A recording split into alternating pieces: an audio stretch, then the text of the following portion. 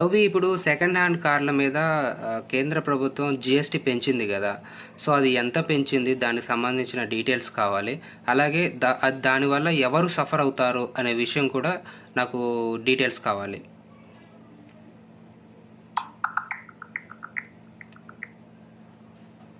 భారత ప్రభుత్వం వాడిన కార్లపై జీఎస్టీ రేటు 12 నుండి 18% పెంచింది.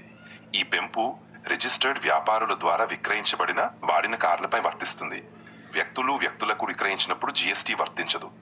దీనివల్ల ప్రధానంగా వాడిన కార్ల వ్యాపారులు మరియు కొనుగోలుదారులు ప్రభావితులవుతారు, ఎందుకంటే కార్ల ధరలు పెరగవచ్చు. సో, ఎవరైతే కంపెనీల ద్వారా లేదా డీలర్ల ద్వారా కొంటారో వాళ్ళకి ఎక్స్ట్రా ఛార్జ్ అయితే అవుతుంది కదా జీఎస్టీ వల్ల?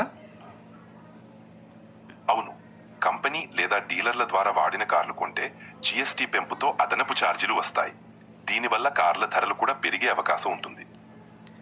ఓకే. దీనివల్ల సఫర్ అయ్యేది మిడిల్ క్లాస్ ఫ్యామిలీ వాళ్ళే కదా? అవును, ముఖ్యంగా మధ్యతరగతి కుటుంబాలు ప్రభావితమవుతారు. వాడిన కార్లు కొనేవారికి ఇది అదనపు భారం అవుతుంది.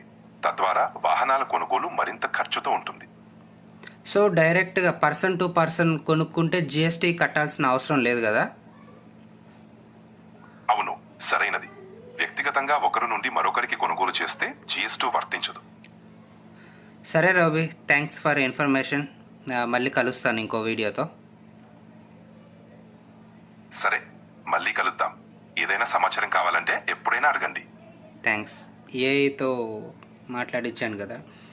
సో, ఏ అంటే సెంట్రల్ గవర్నమెంట్ జీఎస్టీ పెంచింది కదా, 18% వరకు పెంచింది.